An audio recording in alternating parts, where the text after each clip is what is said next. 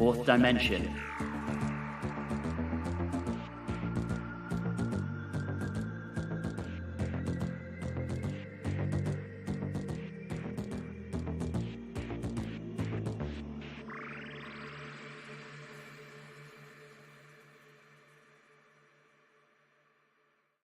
Hello and welcome to Watchers in the Fourth Dimension. I'm Anthony. I'm Julie. And I'm Riley. Thank you everyone who's joining us. 7 months ago, we very sadly announced that we were going on hiatus when our dear friend and podcasting brother Don suddenly passed away. As we make our return to the podcasting stage, we wanted to do something special to mark our relaunch. And for some reason, doing our first ever live show seemed to fit the bill. We have a few things that we want to cover in this, including talking about what we've been up to while we've been away, what's coming up for the show, as well as an Ask Us Anything session, and we'll see how that goes. That could be kind of fun. We will also be giving away some prizes throughout the show, so please do keep an eye and an ear out for that.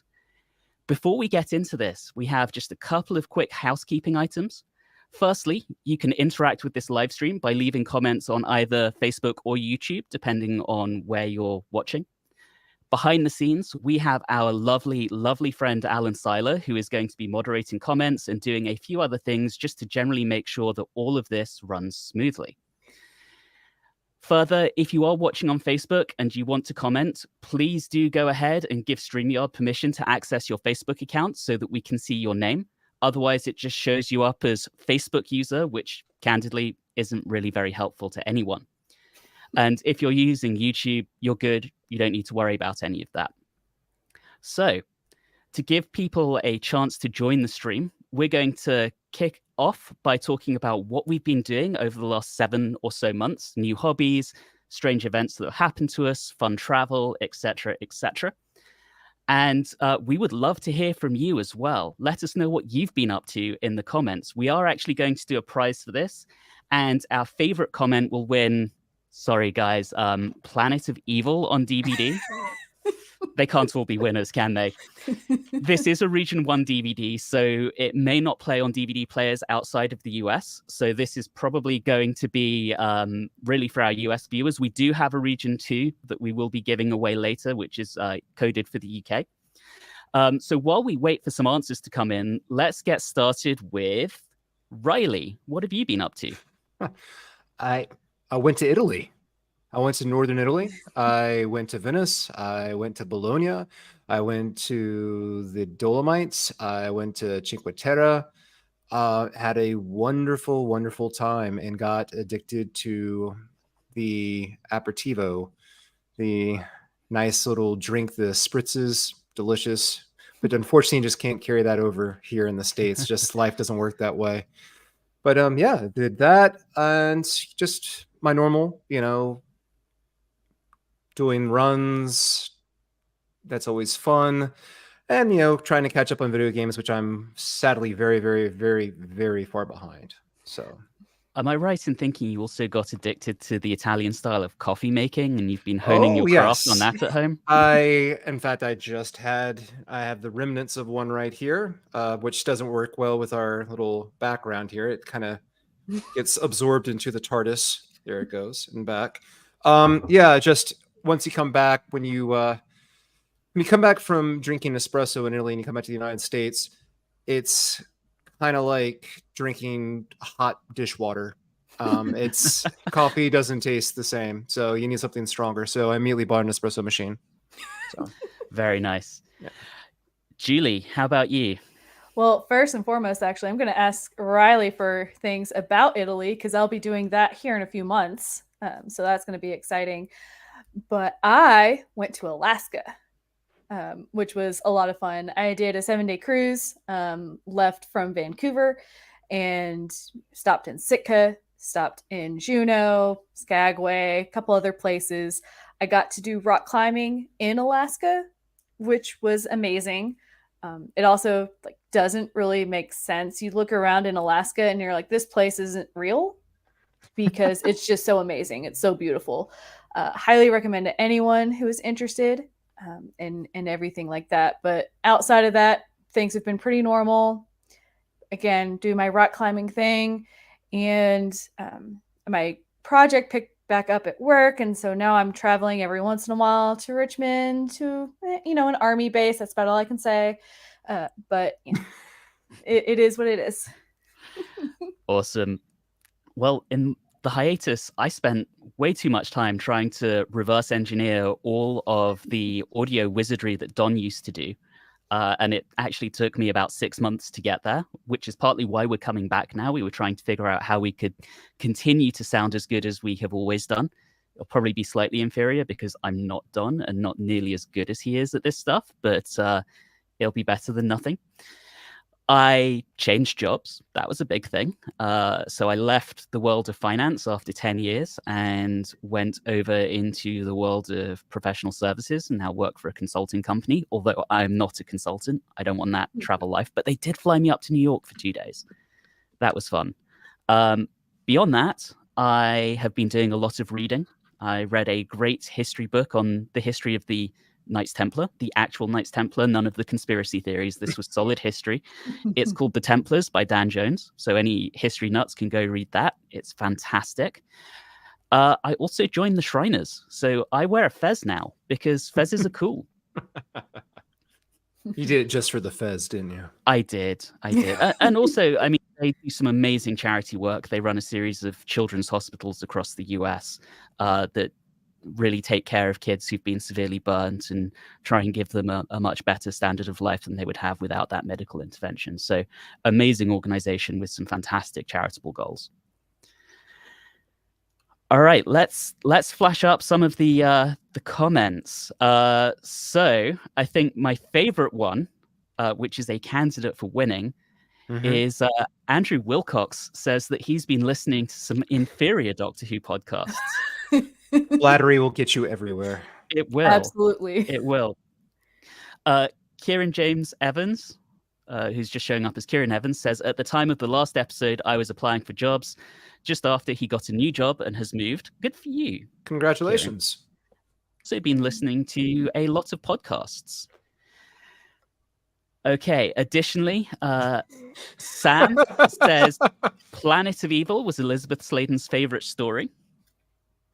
So I'm glad it's somebody's. Yeah. Everyone has their opinions. I can imagine it was probably quite fun to make. Yeah. On a similar line, Rosie Bennett, Planet of Evil, hopefully nicer than the County of Badness or the City of Meanies. Okay, I dig that. And last but not least, our friend Beardo Beatnik, when will we get to see Anthony drive the little Shriner car in a parade? I'm working on that, Beardo. I'm working on it.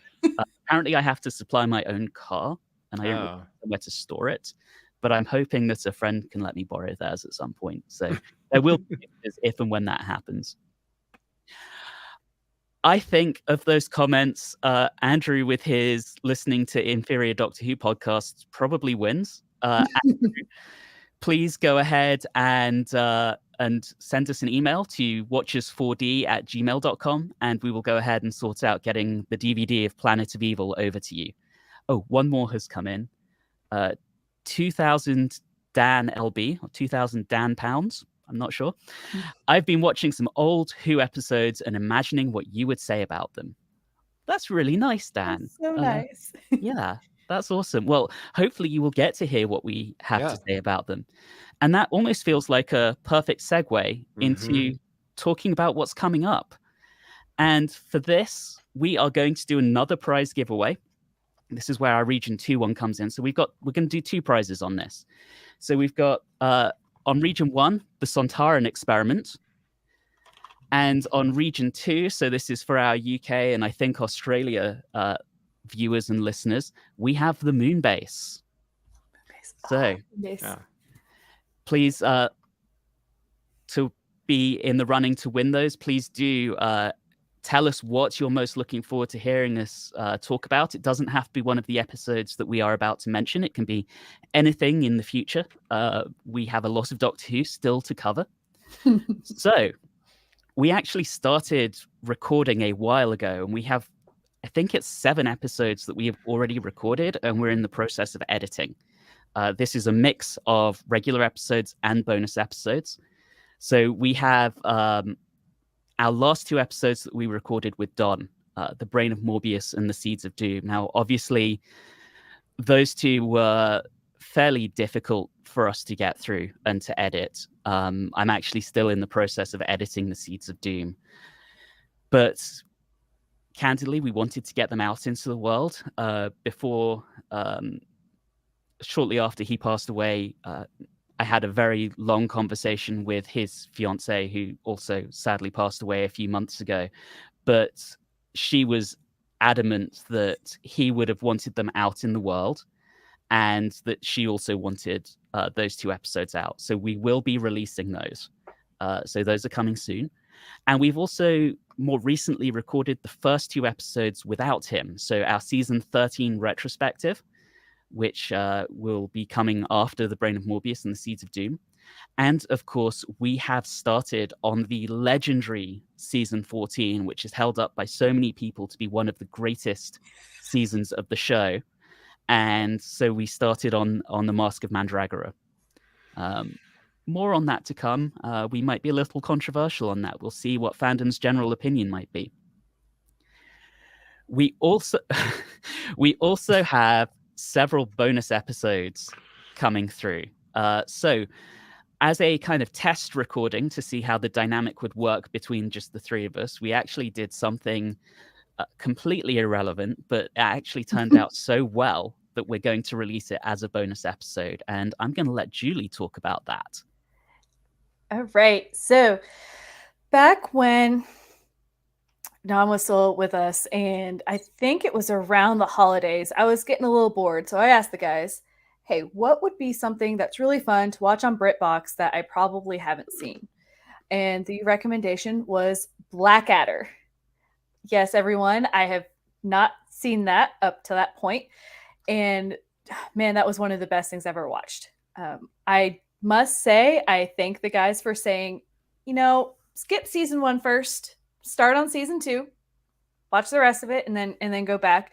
So in our episode, you'll kind of hear us talk a little bit. I think we focused on season 2, but we did cover, all of the setup and all that background and everything. And man, I wish I could come up with as cunning plans as Baldric did. I think we all wish that. Yes.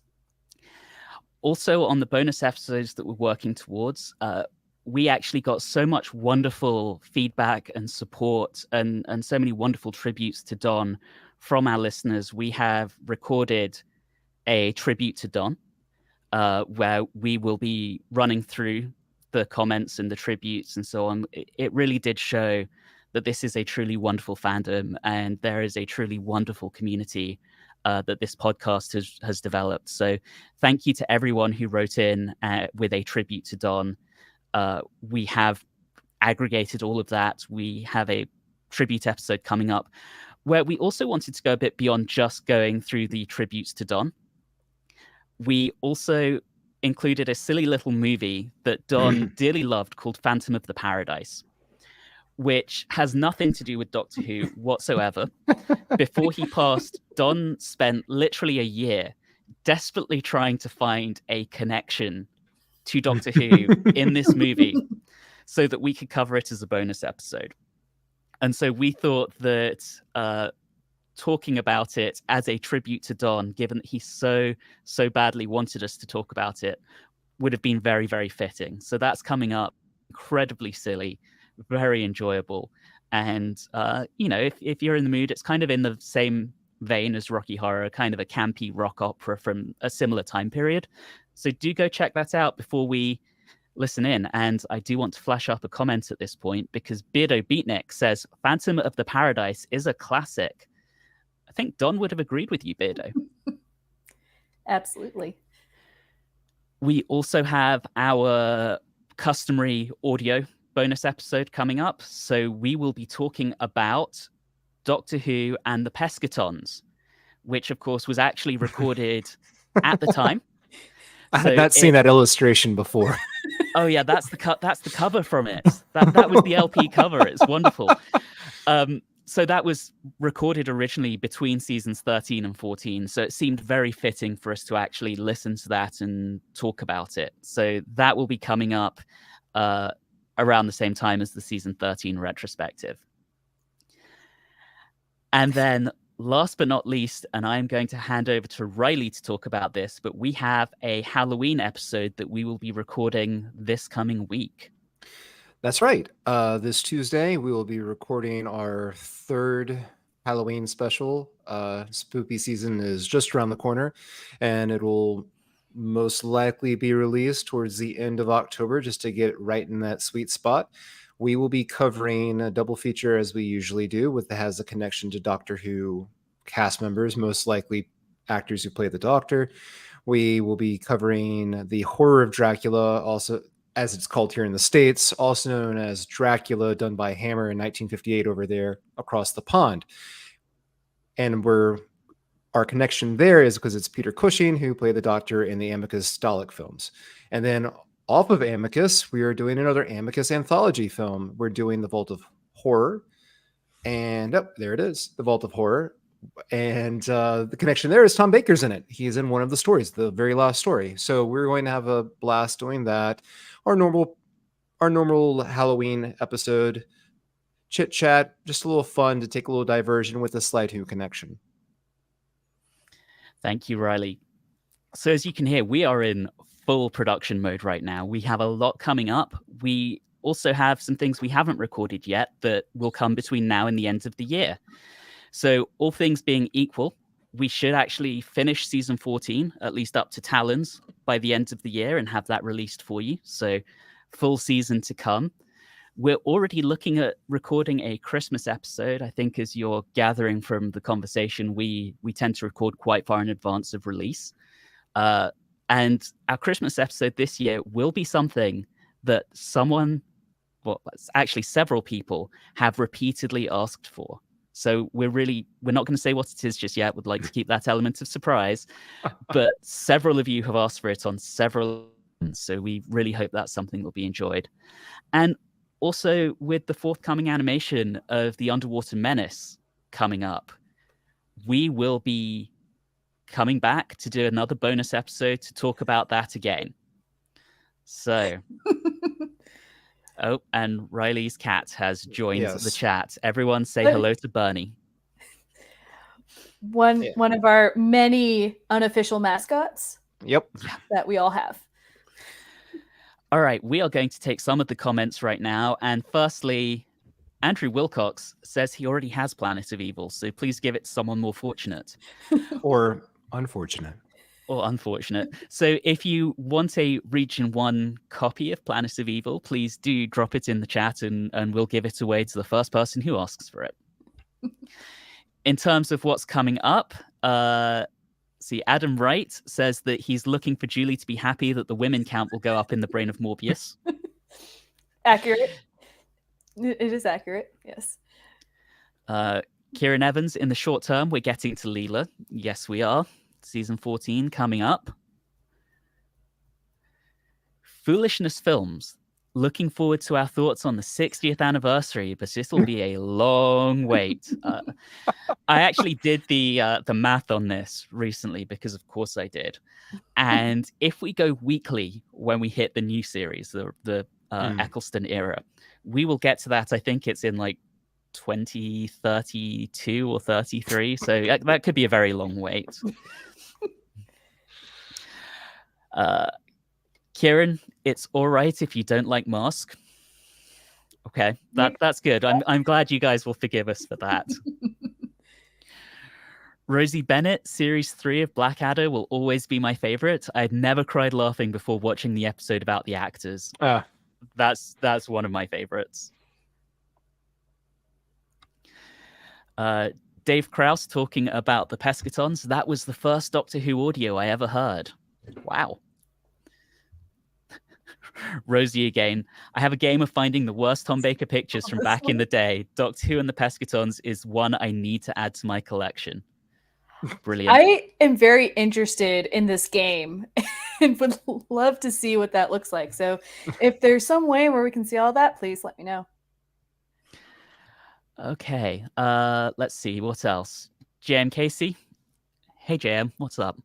Looking forward to these bonus episodes very much. Yeah, I think they're going to be a lot of fun. We've certainly had a lot of fun recording them. And JM, again, I have a funny prank story regarding the Pescatons. We'd love to hear that. Yeah, we need to hear more on that one. Yeah, JM, drop it in a Facebook comment or by email, and we'll include it in a future episode. Neil Rhodes, plenty of horror films for Halloween to choose from if you're using Peter Cushing as the Doctor Who connection. Oh, yeah. Yeah, I mean, we definitely have material. Yeah. Yeah, we have material for the next few years on that. And we try to keep it where, somewhat in line with where we are in the show. So that's why we were focusing on Troughton before when we first started out. Hartnell, if anyone, and I think I mentioned this before, Hartnell, his filmography is difficult to parse through because he did a lot of films that there's very hard to find much information about. So you're trying to just take a guess based off the titles. Some of them might seem like horror films, but they're mostly actually just gangster films. But if anyone knows of any that Hartnell was in, we'll definitely go back and take a watch. And also in that particular movie that we just watched, there was more than just Peter Cushing. Yeah. Yes. Oh, yeah. There's always, with this Hammer and Amicus films, there's always other actors that at least had maybe a guest spot. Isn't it always said that there's only a limited number of British actors? Yeah. Mm-hmm. Yeah. There are 7. Yeah. Precisely 7 British actors, and they cycle through everything. Yeah, perfect. Let's see. What else? Donovan Grimwood, hoping to see you at a convention next weekend. And you will see anyone going to Dragon Con, you will see Riley and Julie there. Sadly, I will not be there this year. But we are posting about their panels over on Instagram and Facebook. So if you're heading to Dragon Con, do go check both of my dear friends out and see what they have to say about the topics they're talking about. And if you spot us walking around, say hi. Love to meet you. Let's see, what else? Oh, there's some more. JM Casey, Hartnell was in a cool film called The Hell Drivers. Okay. Sounds good. Right. We'll have to check that one out. Let's see. Stacia is dead. It's very strange listening to you talk and being able to see what you look like. Well, this is what we look like, gang. I hope we're everything you expected. Matt Wilkinson, you can all hate Mask, but my God, you better love Brain of Morbius and Seeds of Doom. You have to listen to find out. You will, but we're not far off. Morbius, I will give you a little sneak peek. Morbius will be released 2 weeks from today. So you don't have that long to find out. And then last but not least, again, Andrew Wilcox. I first listened to the Pescatons in primary school. Yes, I'm that old. It's fine. We also had a few comments about Bernie, by the way. So, yeah, I saw that. Yeah. Thanks, everybody. He's very cute. And Bernie thanks you too. So I think, and if you don't want them, please let us know. No one's claimed Planet of Evil yet, by the way. I'm not sure if that's a comment on Planet of Evil or not. But if you want that, drop it in the chat because the person who we were going to give it to didn't. I think of all of those, yeah, I enjoyed Adam's comment about Julie and the Women Count in Morbius. So Adam, if you would like the Sontaran experiment, I know you and I are Facebook friends, drop me a Facebook message and I'll sort getting that out to you. And I'm having a hard time telling who might be in the UK or want to region 2, but I really liked Rosie's comment about finding the worst Tom Baker pictures. What do you guys think? Yeah, I really enjoyed that. Yeah. So Rosie, if you would like the Moonbase on Region 2 DVD, drop us an email, watches4d@gmail.com, and we will sort out getting that to you. If you don't want it, drop that in the chat and we'll do a first come, first serve again. All right, next up, we are going to call open season on our Ask Us Anything session. As I mentioned, Alan is moderating, so please keep any questions within the bounds of decency. You know, this is your chance to ask us literally anything. You can even ask us our opinions on Doctor Who outside of where we're up to on the show so far. So please go ahead, leave your questions in the comments, whether you're viewing on either Facebook or YouTube. And as a reminder, if you're watching on Facebook and you want to comment, please go ahead and give StreamYard permission to access your Facebook account so that we can see your name. Otherwise, it just shows you as Facebook user, which is really annoying. So please don't do that. Our two favorites on this will win prizes. And so we have two again, Destiny of the Daleks on Region 1 and The Hand of Fear on Region 1 DVD as well. So again, we will do a little bit of a prize giveaway on those to our favorite comments. So starting off, Alan, cheeky behind the scenes, is asking us, speaking of the 60th, what do you think about RTD returning to the show? And I've done a lot of talking, so I'm going to let you guys answer. I believe I'm going to have a different response than Alan would have. We touched upon it briefly. I'm excited for the fact that between his first run on Doctor Who and now, he's shown, a lot of growth. I think as a writer director and some of the other things that he's done. And while it might seem like at the time that he started to run out of stories, I think that, there's been plenty of years built up where he's probably come up with some new stuff and it should be pretty fresh. And, I am also the biggest fan of Murray Gold. So I just want the music back. And there could be things that they can improve upon even from a music perspective, but I did not like the direction that they went in the new series. It was not my thing. So that's what I'm also looking forward to. Yeah. Well, RTD coming back. R2D2. I'm very excited about it. I think that Julie made a lot of good points there about, let's be clear, there were some moments in RTD's first run that were a bit silly, a bit much, but I've always felt like, I don't know, there seems to be more of a heart, more of a warmth there that has been missing from the show. I mean, obviously the Murray Gold bit is huge because, I don't know, the music was just so important to New Who. I felt it just really just drove the emotional core of the show. I'm very excited. I think that RTD is obviously, since he brought the show back before, he realizes that the show needs a refresh, a reboot, a kick in the butt. And I think he's got a large plan.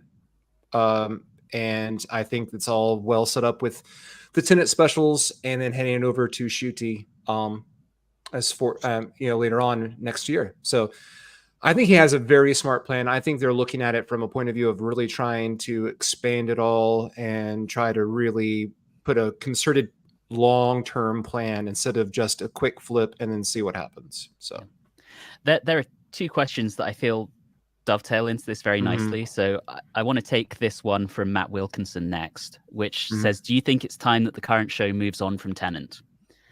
And my personal opinion on this is I think it's very shrewd for RTD to bring back Tennant as a short-term deal. I think the popularity of the show really took a dive over the last few years. And I don't want to purely blame it on the Chibnall era, because you started seeing viewing numbers tail off during Capaldi, and I love Peter Capaldi as the Doctor, but like the numbers don't lie. The interest started disappearing. So bringing Tennant back for a limited time, 3 episodes and then done, I think is calling back to what was the show's golden era in the UK. Bring the audience back and then give them something new. And also, I mean, it's not like it's the first time that the show has ever brought back a past Doctor or an actor that's played the Doctor in the past. I mean, we've already done the 3 Doctors. We've already, shown that it's fine to do that. And like Anthony said, it's only 3 specials. I think this is a little different because this is the first time they've brought back a past Doctor as the current incarnation. That's a good point. I'm in pretty much agreement with Anthony and everything. I think that from a perspective of, yes, I want new things, I don't want to get stuck in the past. There is also that issue of, if you don't have viewership, then it's just going to go away. And Doctor Who has been going on for so long. I know there was that hiatus for a good long time, but you need to get your numbers up, and people love nostalgia. People like to, there's golden eras of everything. So I think that's going to drive a lot of people to come back to the show.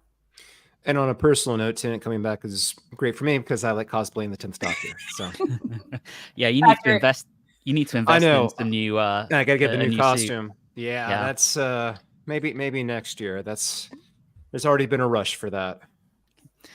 All right, the next one I wanted to take that I think kind of is tangential to this, but is worth asking, and we're going to try not to be too controversial on this. But Kieran Evans, thoughts on the Whittaker Chibnall era?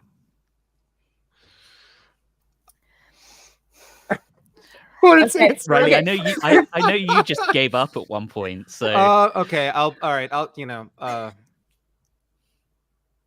I watched all of the first season. I believe and then I caught the special off of that in between the seasons, and I watched what was the Bond spoof that was the beginning of their second season? Skyfall, right? Skyfall. Yeah. Okay. I'm going to try to make this as succinct as possible. It's difficult while also being diplomatic. I'm not a fan. I'll just say that. Everyone has the things they like, and I know there are people that really like that era. Great. I'm glad they do. I'm definitely glad we're going back to to RTD. And I feel that there was just some sort of, there was some sort of disconnect that happened through a fault of the writing. I think the actors that they had, the companions, I enjoyed them. I mean, Graham, I really enjoyed as a companion. I think that's a great companion. Whittaker, I think she was absolutely fine. I just feel like, I don't know what Chibnall was trying to do. It's like, I felt like he was trying to find a version of Who from classic Who, maybe, that he wanted to bring forward. And it just, there's a time and a place. The show always evolves. And I feel like it didn't work. And then he got pissed.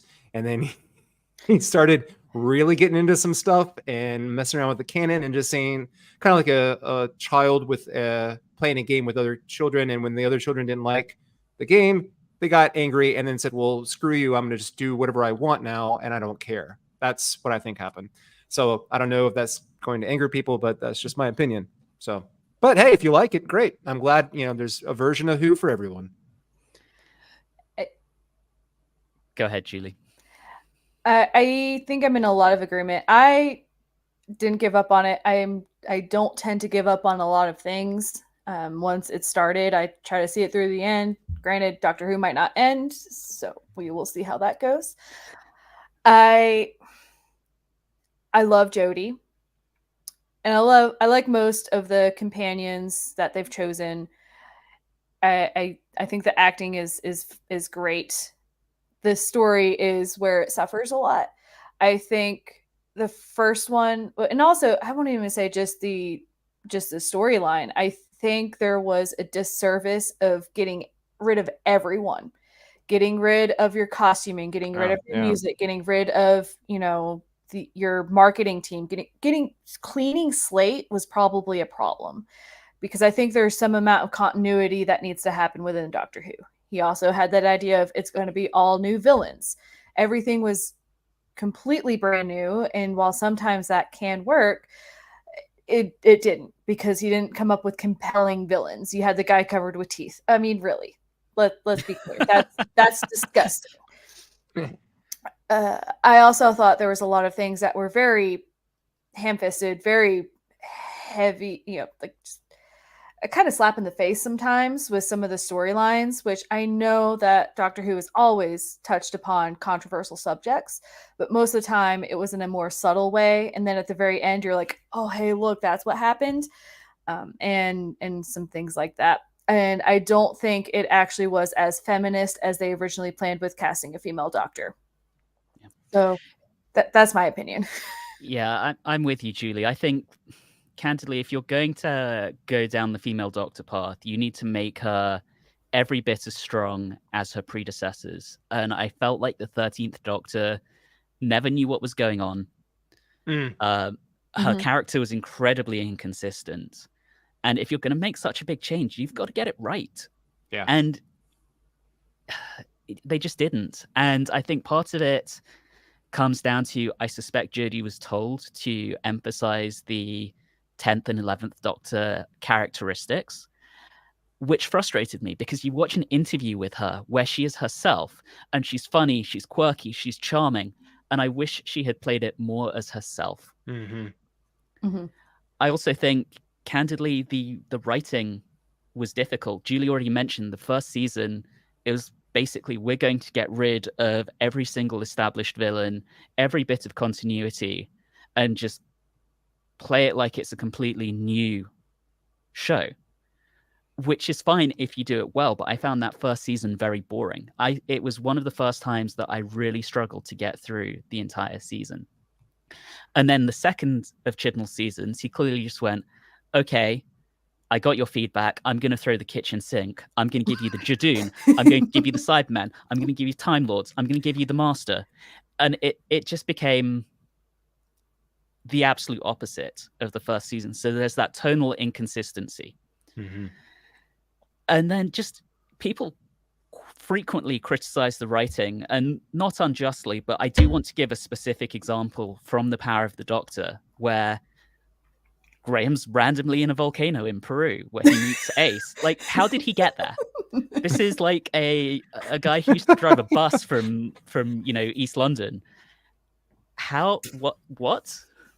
I mean, don't get me wrong. I loved seeing him and Ace taking on Daleks with a baseball bat, but how did he get there? That was very frustrating to me. There were a lot of just random jumps in logic that didn't quite work for me. So my personal opinion is the Chibnall era was very frustrating. There were moments that shone. I mean, the Power of the Doctor was a wonderful nostalgia fest. There were so many moments of that I loved, and I can almost overlook some of the deficiencies in the Chibnall writing because of that, because it gave me all of those punch, fist in the air nostalgia moments. I mean, seeing the Seventh Doctor on screen again in full costume, I loved. And actually, Matt Wilkinson asked, how was it seeing Ian Chesterton back? And I cried. He hit the screen and I cried. No shame in admitting that. I love seeing Ian. I love seeing everyone. A little sad because we know who wasn't there, right? Yeah. Yeah. Fraser Hines was not there. I was a little sad on that, but seeing everyone else was fantastic. To be fair, Julie, I know how much you love Jamie, but bringing him from 18th century Scotland to a support group in the 21st century would have been a little bit of a leap. I know, but I can still be sad. Okay, let's see. What else do we want to do? There's a lot. Yeah, there is a lot. You guys are awesome. Yeah. Thank you so much. Where did it go? I saw one that I really wanted to flash up. I can just quickly answer this one. Yeah, you know what it was. Yeah. All right, we got one. Can we look forward to more of Julie singing? Yes.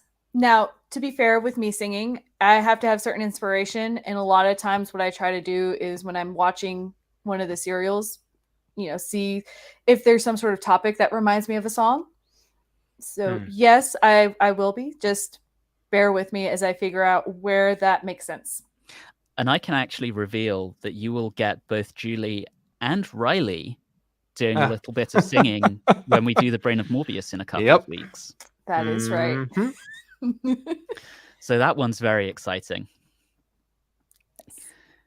All right. Staying on the topic of the 60th, I guess we're gonna we have a lot of questions and comments both about the 60th and about the Chibnall era, so we're gonna kind of bounce between the two. Andrew Wilcox asks, what do you think about Beep the Meep coming back in live action? Loved the comic strip.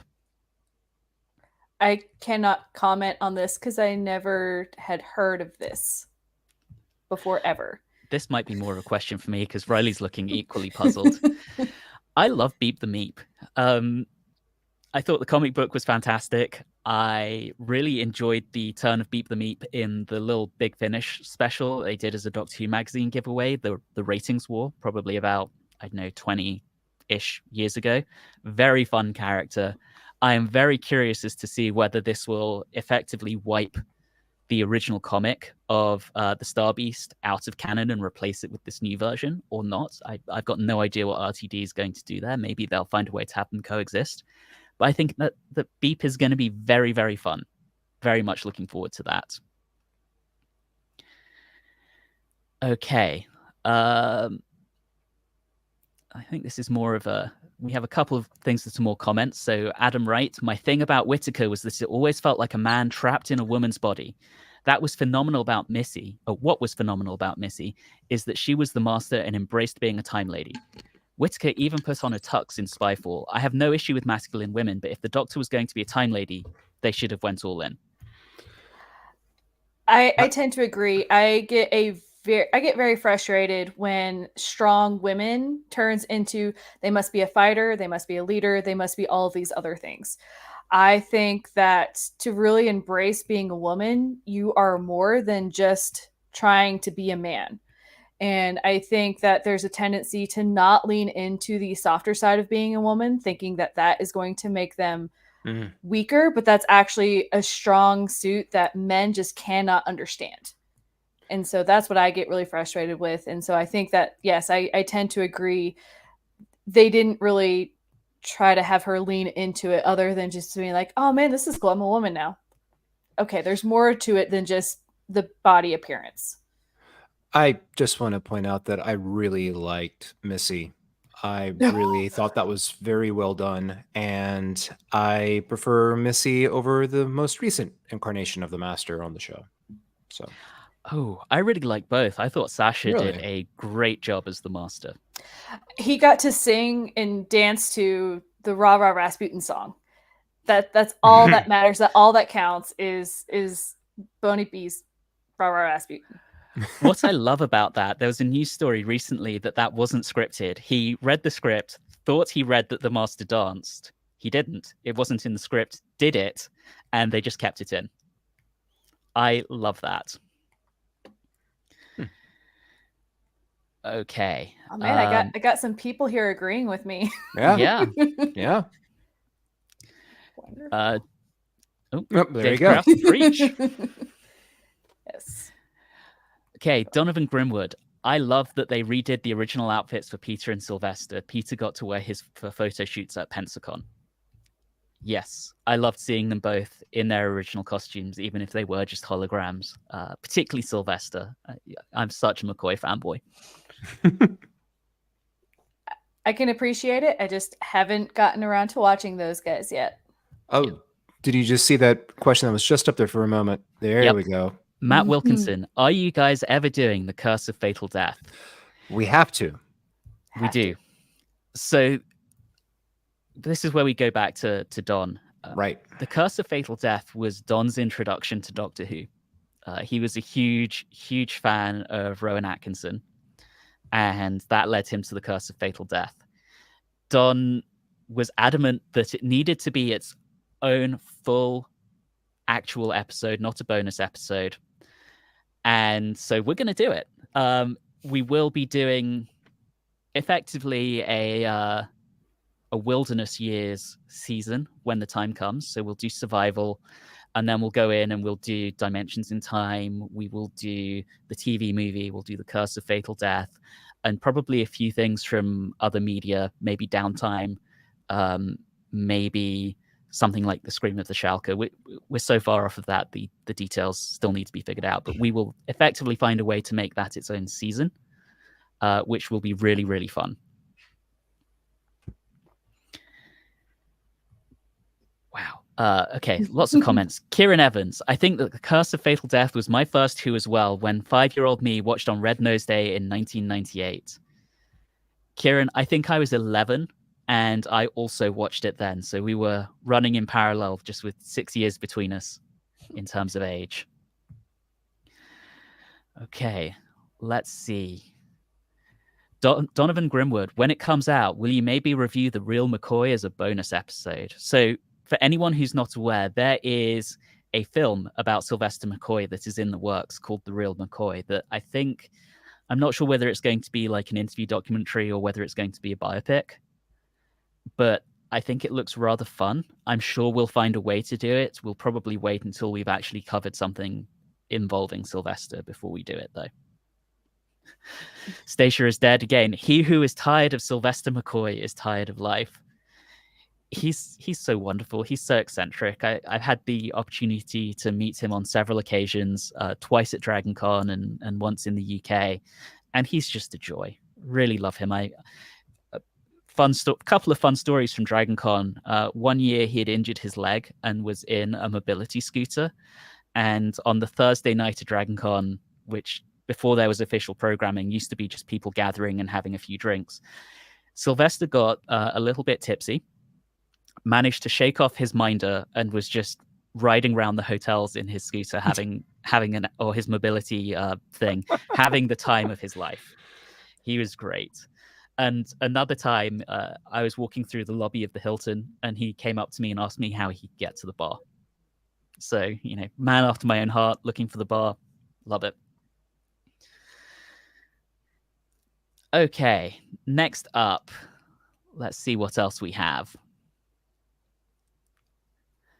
I saw one from JM.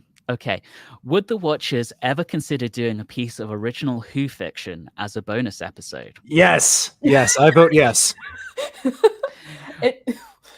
Do you have something in mind, Riley? No. I just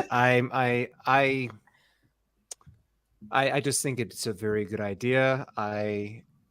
When a while ago we did and I think we've made references to this on our show before. We did some looking into when we were covering a lot of Lost episodes.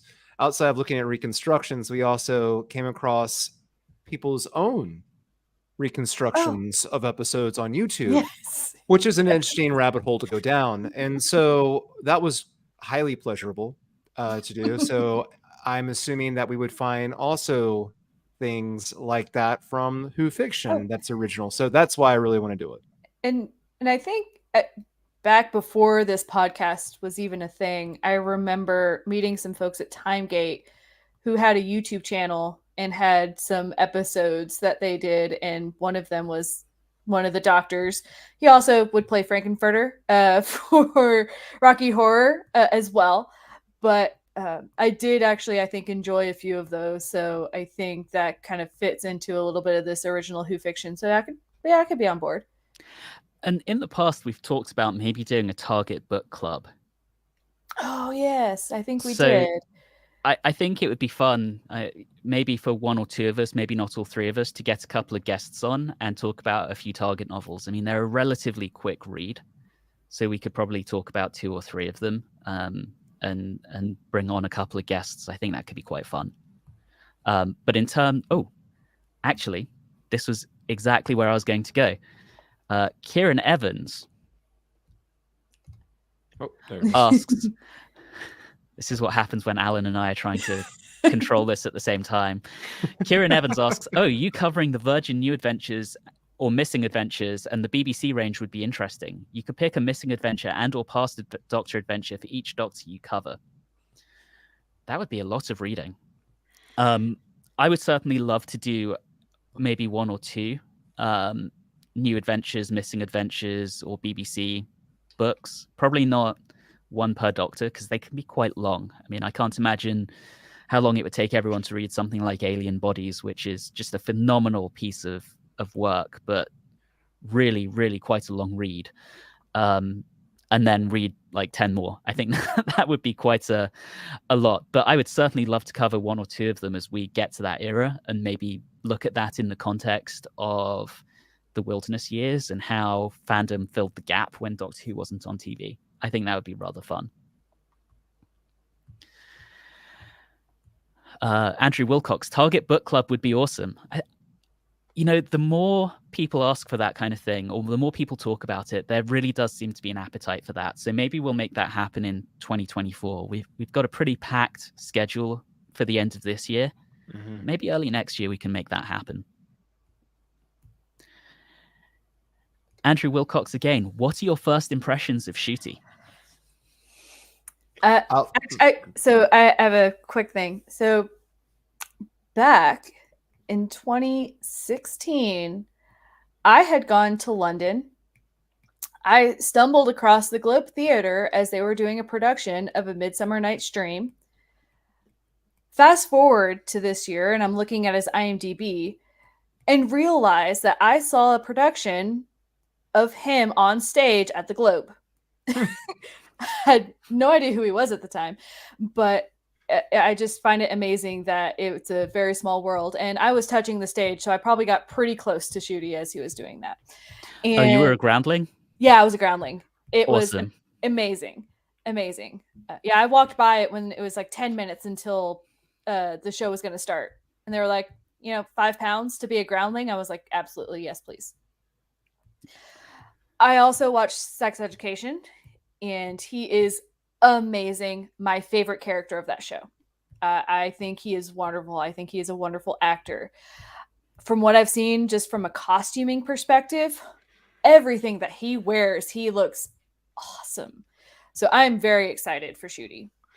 Yeah, the promotional stills they've been putting out look great. When he was casted, I immediately sought out just to get a taste to figure out, like, okay, who is this person? What have they done? And so I watched Sex Education. What I found so interesting about it was that the way that the show sets up and how the narrative is at the very beginning, at least in the pilot episode, he's not the primary character, but as a supporting character, he's in it so much in the pilot. Like in the first 30 minutes, it's very clear to me what happened was they filmed everything. They looked at that first episode and they were like, okay, we want to hook people. We need to put as much of this guy in as quick as possible to try to pull people in. And so I think, and I was impressed as well. And I think with RTD, I have a lot of faith that we'll be going into a new era of the show that will be both exciting and endearing. Yeah, and I'm with that. I think he's great. Like Julie, I've watched all 3 seasons of Sex Education. I did not have the privilege of seeing him on stage at the Globe, but he's wonderful in Sex Education. He shows such depth as an actor. I mean, in that first season alone, he's got kind of the high kind of camp outward impression that he gives. But when you have that episode where he's walking home and he gets kind of abused in the street and, clearly by people who don't like the fact that he's a man dressed up in drag, the level of hurt that he conveys as an actor on screen, to me, that shows how much range and how versatile he is. And I really can't wait to see how that translates into Doctor Who. I think he's going to be a really good Doctor. And, whether he's certainly doing 2 seasons. He said that in interviews. Whether he does 2 or more, I think we're in for a treat. I really do. Mike Pimentel. Sup, Mike? Hey, Mike. Mike, sup, y'all. Loving the podcast. Agree. Psyched for Shooty, especially based on his performance on Sex Education. Yes. Yep. And then Sam, Julie's Shooty story rings a bell. A few years ago, I was going through my old theatre programs and realized I had once seen David Tennant naked on stage years before he was the Doctor. I remember hearing... Yep, sorry. There are a lot of fangirls out there who are quite jealous of that. Yes, absolutely. One. And I remember hearing David Tennant tell stories about that particular play, because I believe, there's been people who's like watched him and he's like, that was really awkward. I wish they really hadn't come watch this. So, yeah. I think my only Doctor Who theatre story was in 2008. I went and saw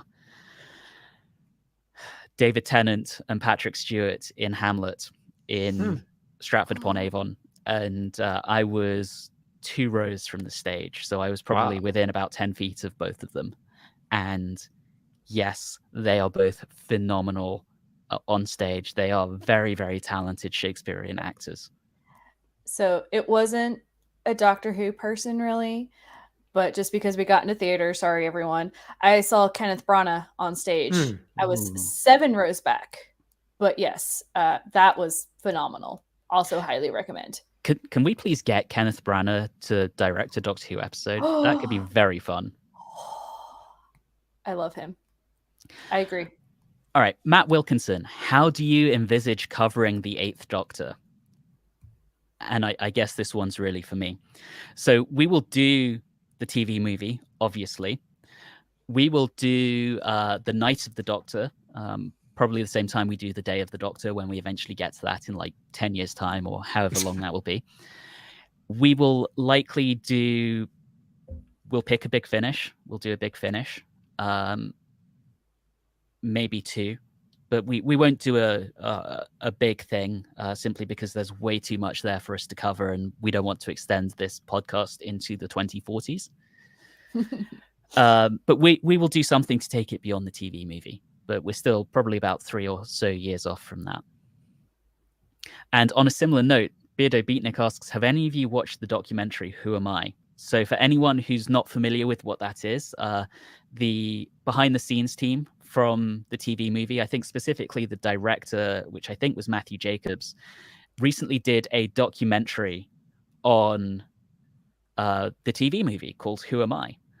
I have not watched it yet, but it is sitting on my shelf on Blu-ray. So I don't think either Riley or Julie have. Please correct me if I'm wrong. But we might make that as part of something when we do the TV movie down the road. Okay, I think I saw there were a couple more comments I wanted to touch on that kind of came up as we were going along. So, Beardo, Graham and Ace should be Tennant's companions and get Graham a kilt. You will get no objection from me about the kilt. So some friends of mine recently went to Edinburgh, some American friends, and realized that the only people in Edinburgh wearing kilts were actual Scotsmen and American tourists. So putting an East Londoner in a kilt seems a little odd to me, but I'm not gonna deprive Julie of that if that's what she really wants. When I visited, I did not wear a kilt. That's fair. That's fair. Another one from Donovan Grimwood talking about the Sasha Master. So Sasha was getting on the verge of being a Joker version of the Master. He was fun and menacing, though in a different way from the previous Masters. Yeah, I mean, I certainly think that he had that absolutely chaotic, evil nature to him, where he just did stuff to screw with people, like thoroughly unhinged stuff to screw with people. One thing I did appreciate, though, is that they kept with what normally happens with the Master, where he sides with someone, he gets someone to like do his dirty work that he should have never trusted to begin with, and everything. I'm like, yep, that is 100% what the Master would do, because he's an idiot. I like Sasha. As an actor, he had a great run on a show called The Great, which just recently finished up their 3rd season, I believe, and he was excellent on that. And I'll just still stand by that I prefer Missy as the Master than his Master, but we've already covered that. So I absolutely prefer Missy to Sasha, but I don't think Sasha did a bad job at all. Can we just agree that Delgado was the greatest, though? He was so good. So good. The OG and the best. Okay, Kieran Evans. As I did my PhD in Scotland, I think I can wear the Harriet Watt tartan. I've got a friend who went to Harriet Watt. So, you can rock it, Kieran. You want to. And Colleen Neal asks, any plans on selling those sweet Watchers in the Fourth Dimension t-shirts? The people want merch. So we're looking into options. Well, I'll rephrase. We were looking into options, and then kind of it went on the back burner while we were on hiatus. But we will certainly look back into getting these sweet, sweet T-shirts out if anyone wants them. I think we should do coffee mugs. Oh, coffee mugs could be fun. I need any excuse to have more coffee mugs. I think I have one for every day of a month. Yeah. Well, I think so for anyone who doesn't know, Colleen is my significant other, and our mug cabinet is already quite full. I might be able to persuade her to let me have another mug, though. Oh, definitely seeing J.M. Casey, coffee mugs in the style of the old TARDIS mug. Kieran Evans, definitely mug, though for tea, of course. There's demand for mugs. I'm telling you. Oh, wow. And even better, Stacia is dead. When do we get the Watchers in the Fourth Dimension trading cards and collectible action figures? Ooh, we're going to have to... I think we could maybe adjust that if we do it in our way, where let's say we do illustrations of certain characters or creatures from Classic Who, but with our terminology, such as dish rags and arse warriors. Because then we might be able to get past the copyright and say we're doing it as satire or parody, excuse me. So. Alan wants to see custom Funkos of us. And Beardo suggests a t-shirt mug combo. Right, yeah, put the t-shirt in the mug and then sell it as one. Yeah. So I do say we make no money off of this podcast today. Zero. So evil Christmas tree shirt. Love that. Yeah, love see, that. that's we have our own lingo. Kieran Evans, how about a design with the final Hinchcliffe women count? I love it. Mike Pimentel, a sonic screwdriver set. Okay. Sonic screwdriver set. Yes. Well, maybe we'll put the W4D logo on the handle. That could be fun. All right, so apparently there is actually quite a lot of demand for merch. When Colleen said the people want merch, this is like Spaceballs merchandise. Yeah, she was hitting. You know, she is tuned in to the popular consciousness. Actually, she genuinely is. She normally knows what's going on. Okay. I think that we have seemingly exhausted comments, so we are going to figure out a giveaway for these last 2 DVDs. Still, no one has claimed Planet of Evil. So if you want a Planet of Evil Region 1, this is your last chance to put it in the chat. I know we've been quite scathing of it, but come on, guys. It's a free DVD. All right, so I'm going to actually defer to Riley and Julie. Any favorite comments that, because I've awarded all of the other ones. Let's see. Riley, why don't you award Hand of Fear? Hand of Fear. Okay, give me. And I like Julie? I like the comments that are very, very descriptive. So let's see here. And Julie, I'll let you pick the one for Destiny of the Daleks. Because I am a 10th Doctor cosplayer, and also I do Crowley as well, so I'm definitely a Tennant fan. I'm going to go with, and I just missed it, I believe it was Sam, talking about Julie's Shooty story and then mentioning Tennant naked on stage. So I'm going to go with that one. So, Sam, if you would like the Hand of Fear on DVD, please drop us an email at watchers4d@gmail.com, and we'll go ahead and get your details and get that over to you. Okay, 2000 Dan LB. There we go. Dan will take Planet of Evil. Dan, again, taking one for the team. Taking one for the team. Watchers4d@gmail.com. Get your details to us. We will get that out to you. Before Julie awards Destiny of the Daleks, Adam Wright, I see an action figure of Julie holding Jamie's kilt with a mischievous smirk. Or maybe an action figure with the kilt blowing from Dragon Con would be good too, but I'll just leave it there. Yep. Stacia is dead. Thank you for your sacrifice, Dan. May you enjoy Anti-Man. Man. All right, Julie, Destiny of the Daleks. Who's it going to? So is this? I forgot which region was this, or does it matter? Region 1. So, Okay. primarily it's going to be US based, but if someone has a multi-region player, they can play it. Well, I'm so Sorry, because of two things that J.M. Casey has said. Now we've got that one. We have the evil Christmas trees, and then he was also mentioning some other things. I will give it out to JM. Okay, and for those who are listening on the podcast version of this and can't see the comments, J.M. Casey just said that he would like to see a Dickie Award action figure. So we will find out who. I think we can find a trophy store that that might be able to rig something up like that for us. Or we can find actually what Richard Martin looked like and make an action figure out of him. Maybe a gold statue in the style of the Oscar of Richard Martin. Maybe. But there needs to be some funny thing done to it, so we'll figure that out. Sam has commented that he already has that DVD, so we need to to find someone else.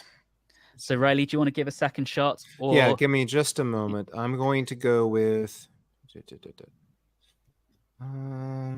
Let's see. Well, you guys discuss the designs for the Dickie while I find someone else. I think we have the design for the Dickie pretty well. We have someone who has said. Okay, Beardo has. There we go. Volunteered for the Hand of Fear DVD. So Beardo. There we go. Either I know Beardo and I think are Facebook friends, so you can either message me directly on Facebook or drop us an email at watches4d@gmail.com and we will get that over to you. Okay.